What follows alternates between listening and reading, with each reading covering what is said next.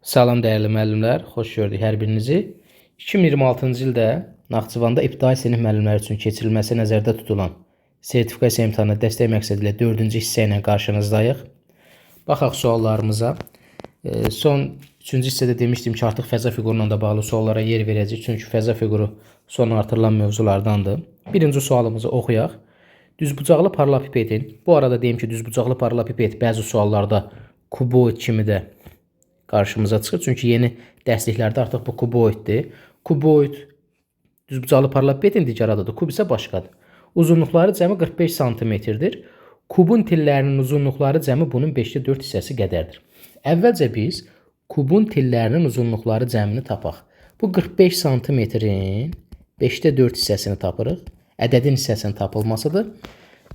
Ədədin hissəsini tapmaq üçün ədədi hissə göstərənədə də vurmaq lazımdır. 45-i 5-ə bölüb 4-ə vuranda elədi 36 sm.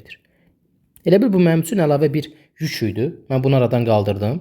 Daha sadə də verə bilərdi ki, məsələn, kubun tillərinin uzunluqları cəmi 36-dır. İndi gəlin bunu anlamağa çalışaq, görək. Bu kubun tillərinin uzunluqları cəmi 36 nə deməkdir? Kubumuzu burada çəkirik. Kub bütün üzü kvadratlardan ibarət olan fəza fiqurudur. Kubun neçə dənə tili var? Tutaq ki, müəllimlər, bax, oturduğunuz otaq kub formasındadır. O künclər var. Baxın, xəttlərə baxın. 1, 2, 3, 4. 4 dənə yuxarıdadır. 4, 1, 2, 3. 4 dənə yuxarıdan aşağı, yəni yanlardadır. 4 dənə də oturacaqda. 1, 2, 3, 4. Cəmi 12 tili var. Deməli, kubun 12 dənə tili var. Və hər bir tilin uzunluğu bərabər olduğundan biz kubun bir tilini A götürsək, onda deyə bilərik ki, kubun tillərinin uzunluqları cəmi 12A düsturundan hesablanır. Burada da 36 sm verib. Deməli 12A bərabər 36-ya, bir tili A bərabər 36-nı 12-yə böləndə elədi 3 sm. Bu mənim üçün çox vacib idi. Bundan sonra isə kubun səthinin sahəsini soruşur. Kubun səthinin sahəsini bundan öncəki zatda da var idi. Düsturumuz necə idi? Bir üzü kvadrat olduğundan, baxın, bunun sahəsi eləyir A kvadratı. 6 dənə üzü var. O zaman olacaq 6A'nın kvadratı. Bizdə də bir tilimiz 3'dür. Yəni 6 vurulsun. 3'ün kvadratı da 9 eləyəcək. Yəni 6 vurulsun. 3 vur 3. 3'dəki 3'ü 2 dəfə öz-özünə vurmaqdır. Bu da bərabər eləyir 54 kvadrat santimetrə. Doğru cavab D variantı. Baxın müəllimlər, bu sualda siz nəyi öyrəndiniz? Düzbucaqlı paralelipipedin əslində digər adının kuboid olmasını, sonra ədədin hissəsi, kubun tillərinin uzunluqları cəmi düsturunu, sonra kubun səthinin sahəsi düsturunu və s. Növbəti sualımız maraqlı bir tənlidir. Quruluşu bəzən bu 2021-də sertifikasiyada istifadə olunan sualdır Naxçıvanda. Deməli, burada sualın quruluşu biraz müəllimlərə qəribə gələ bilər. 11 qalıq 7 və s. Biz bunu bilirik. A bölünsün B bərabərdirsə mötərizədə qalıq R düsturu. Bu həmin düsturun istifadə olunduğu tənlikdir. Yəni qalıqlı bölmənin olduğu tənlik. Necə həll edəcəyik? Sizə məsləhətim və tövsiyəm, dəyərli müəllimlər. Biz bunu bilirik də. Bax, bunu başqa cür necə yaza bilərdik?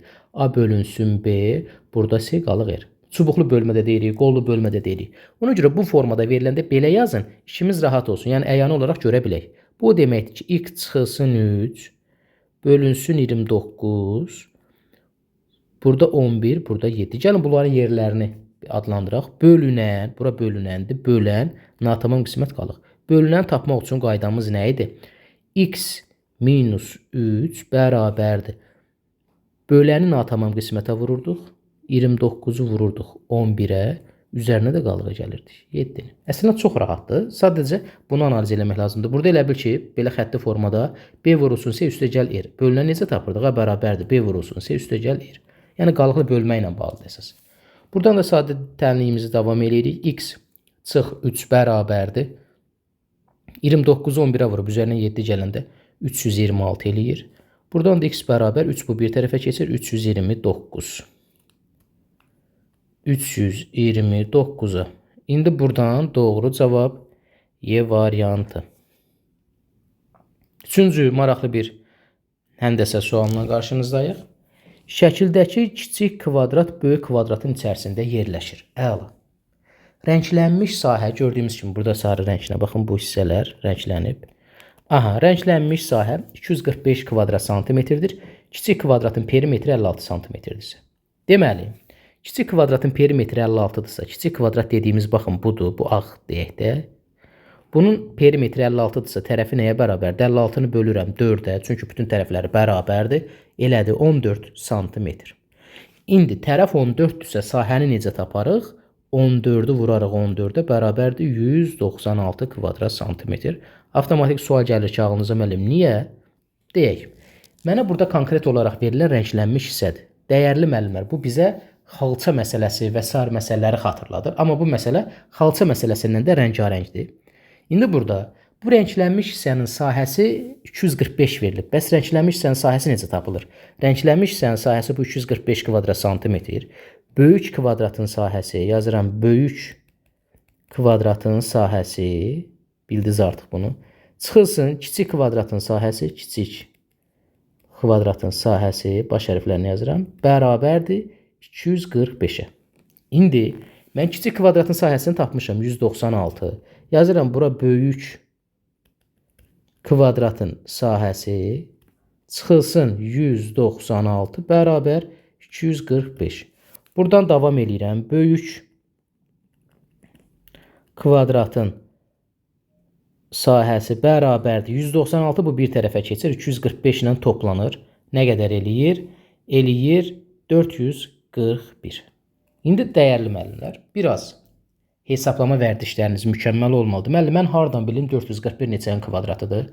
Ümumiyyətlə, çalış 30-a qədər ədədlərin kvadratını, 10-a qədər ədədlərin kubunu yadda saxla. Və bu gün artıq ibtidai sinif şagirdlərinə olan dərsliklərdə də müəyyən məntiqi suallar var ki, ardıcıllıqlar və s. Məsələn, 49 hardan alınır, 64 hardan alınır. Bu elementar məsələləri bilmək lazım. 441 21-in kvadratıdır. Onda demək, böyük kvadratın sahəsi 441-dirsə, tərəfi də 21-dir. Bizdən isə böyük kvadratın perimetrini soruşur. 4 vurulsun 21 bərabərdir 84 santimetr. Maraqlı bir sual idi, mükəmməl sual idi. Dördüncü sualımız. Birinci gün mağazada faiz məsələsi mütləq qarşınıza çıxacaq. Birinci gün mağazada 600 kiloqram meyvənin 20%-ni satdılar. Qəbul imtahanda istifadə olunan sualda Naxçıvanda 600 kiloqram meyvənin 20%-ni satırlar. Bir dəfiyə 80%-ni də tapıb gedə bilərəm. Amma nəzərə alın ki, bu izahlar ibtidai sinif müəllimləri üçündür. Ona görə ibtidai sinif müəllimlərin üslubunda izah eləməyə çalışırıq. Yoxsa bunu şifahi də yazarıq. 600 vurursan 20-yə, bölürsən 100-ə. Bu da bərabərdir. Bu 2 dənə 0 buradan gedir. Deməli, 120 satılıb. Hər bir şeyi bax bu formada hövsələ göstərin, səbir göstərin, yazın. O zaman daha yaxşı mənimsəyəcəksiniz.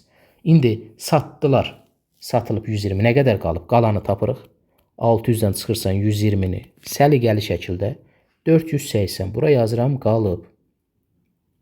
İndi ikinci gün qalan nə qədərdir? Bu 480-in 30%-ni satdılar. Yenə 480 vurulsun 30 bölünsün 100 ədədin faizinin tapılmasına görə. Bu sıfırlarımız buradan gedir. 48-i də 3-ə vuranda elədir. 144. Bura yazıram, satılıb. İndi baxın, iki cür sizə izah deyirəm.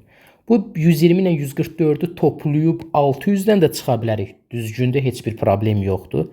Və ya ən sonda satılan, ən sonda qalandan da çıxıb mağazada nə qədər meyvə qaldığını tapa bilərik. Ən sondakı, yəni bu 480-dən çıxıram, qalan bu 144-ü bərabər eləyəcək 300, düz yazdıq, 336, bəli, 336. Doğru cavab, mağazada 336 kiloqram meyvə qaldı, doğru cavab D variantı. Gəldik 5-ci sualımız, maraqlı bir üçbucaq sualıdır, mükəmməl sualdır. Bu da 2021-in Naxçıvan sertifikasiya imtahanında istifadə olunmuş sualdır. İki tərəfi 5 cm və 7 cm olan üçbucağın perimetrini ala biləcəyi ən böyük qiyməti tapın. Perimetri hələ qoyuram kənara. Mən ümumiyyətlə görək, bax bunun iki tərəfi üçbucaq çəkirəm. 5, burada 7-dir. Və bunun üçüncü tərəfini bilmirəm, x. Üçüncü tərəfə nə ola bilər? Sizə müəllimlər çox maraqlı bir fakt deyim. Bilənlər lap yaxşı təkrar eləyəcək, bilməyən müəllimlər də öyrənəcək. Məsələn, adi evdə tutaq uşaq sizə 3 ölçülü taxta çubuq gətirdi ki, tutaq ki, ana, ata, qardaş, bacı, bundan bir üçbucaq qur bizə. Yəni, hər dəfə siz bunu qura bilməyə bilərsiniz. Yəni, istənilən 3 dənə xəttdən, 3 dənə çubuqdan üçbucaq qura bilmərsiniz. Deyərsiniz, nə var, müəllim? Bu, məsələn, deyim də nə var? Tutaq ki, belədir. Tutaq ki, ölçünün biri budur, bir də bax budur. Bu üç ölçüdən sən üçbucaq qura bilərsən. Bunu hansı tərəfə qoyacaqsan? Belə qoy, belə üçbucaq var. Deməli, burada müəyyən bir qayda, qanun olmalıdır.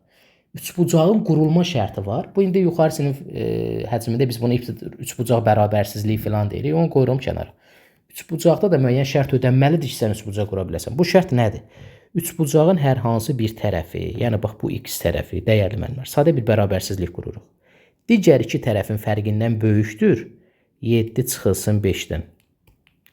7 çıxılsın 5-dən. Kiçikdir cəmindən 7 üstə gələk 5-dən. Bunu da sadələşdirək. X böyükdür 2-dən, kiçikdir 12-dən. Deməli, sənin bu üçbucağının üçüncü tərəfi bax bu aralıqda olan ədədlər ala bilər. Bunlar da hansılardır? 3-dür, 4-dür, 5-dir gəlir. Ən sonuncu 11 ola bilər. Məsələn, sən bura 12 yaza bilmərsən. Mən sənə 3 dənə çubuq versəm, o çubuğun tutaq ki, biri 5 sm, biri 7 sm, biri 12 sm olsa üçbucaq qura bilməyəcəksən. Çünki şərti pozur. 12 digər iki tərəfin cəmindən kiçik olmalıdır. Amma 12 12-yə bərabər oldu axı. Əla. Eləcə də 2 ola bilməz. Ən kiçik 3 ola bilər. İndi demək üçbucağın üçüncü tərəfi bu qiymətləri ala bilər. Bu qiymətlər ola bilər. Perimetrini ala biləcək ən böyük qiymət dediyindən biz də haqlı olaraq ən böyük qiymət hansı 11-i götürəcək. Deməli onda burada 11 ola bilər ən böyük qiymət. Yəni 5 üstə gələk, 7 üstə gələk 11. Bu deyir 23 sm. Deməli bu sualı mən demək olar ki, mövzunu izah eləyirmiş kimi bunu sizə izah elədim. Növbəti ibtidai riyaziyyatın miq və sertifikasiyasının fərqi yoxdur. Olmazsa olmaz olan KTR məsələsi. Motorlu qayıq durğun suda 5 saata 65 kilometr yol gedir. Bu nə deməkdir? Təbii ki, burada məsafəni zamana bölüb sürəti tapacağıq. Amma hansı sürətdir? Durğun sudan danışırıqsa, qayığın öz sürətidir. KTR-in öz sürətidir. Teplaxotun öz sürətidir. Buna görə 65 bölünsün 5 bərabər 13 kilometr bölünsün saat. Dedik ki, durğun sudakı sürət qayığın öz sürətidir. Bura yazıram qayıq. İndi bu qayıq axma sürəti 3 km olan çayda. Çayın sürəti bizə şərtdə verilib. 3 km bölünsün saat. Qalan işimiz rahatdır. 5 saata axın istiqamətində nə qədər yol gedilir? Axın istiqamətində dəfələrlə demişik ki, toplanır. Baxın, tutaq ki, KT-də çətinliyiniz var müəllimlər. Kanalda 30 dəqiqə KT məsələlərini öyrənək və ya rəy bölməsinə yazın ki, mən onun linkini oraya yerləşdirim. 100% başa düşəcəksiniz. O zaman yazırıq 5 vurulsun. Axın istiqamətində dediyindən qayığın sürətini az öncə tapmışıq 13 toplanır. Vurursan çayın sürətinə 3-ə. 16, 16-ını da 5-ə vuranda 80 kilometr. Doğru cavab C. Bu da imtahanda istifadə olunan rəsmi sualdır. Gəldik maraqlı bir sualımıza. Bu sual da müəllimlər son artırılan mövzular olan ədədin bölünəni bölənlərin aidi oluna bilər deyə bu suala da yer vermişəm. Verilmiş istənilən natural ədədin həm böləni, həm də bölünəni ola bilən ədəd hansıdır? Gəlin baxaq. Baxaq görək hansıdır. Natural ədəd götürək. Bir dənə 5 götürdük. 5. Bax bu natural ədədin 5-in bölünənləri hansılardır? 5-in bölünənləri başlayır 5, 10, 15 və s. gedir. Ən kiçiyi 5-dir, ən böyüyü sonsuzdur. Bəs 5-in bölənləri hansılardır? 5-in bölənləri 1-dir, bir də özüdür. Aha, 1 və özü. Burada da 5 var, burada da 5 var.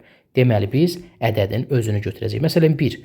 5 bir istənilən ədədin bölənidir, natural ədədin bölənidir. Amma bölünəni deyil axı. 1-i 5-ə böləndə 5-də 1 eləyir. Naturaldır, yox. Belə ədəd yoxdur, gördüyümüz kimi var. Bütün ədədlər ola bilməz. 7 5-in tam bölənidir, yox. Burada natural böləndən söhbət gedir. 0. 0 istənilən ədədin bölənidir, amma 0-a bölmə yoxdur axı. Yəni 5 bölünsün 0 yaza bilmərsən. Deməli, doğru cavab B-dir. Ümumiyyətlə bir qayda kimi yadda saxlayın. İstənilən natural ədədin ən böyük böləni həmin ədədin özüdür. Məsələn, mən sənə desəm ki, 12-nin bölənləri hansılardır? Deyəcəksən ki, 1, 2, 3, sonra 4, 6, 12. Gördün, yenə də gəlib 12 olur. Ən böyük bölən ədədin özüdür, ən kiçik bölünən ədədin özüdür. Bölünənləri hansılardır? 12, sonra 24, 36. Gördünüz, 12 hər ikisində var. Bu da onun B variantı maraqlı bir sual. Bu qədər müəllimlər. Kanala abunə olub paylaşmağı unutmayın. Bizim sizlər üçün olan dəstəyimiz davamlı olaraq sizlərə kömək məqsədi ilə izah və izaha da fikir versəz görərsiniz ki, izah xatirinə izah deyil.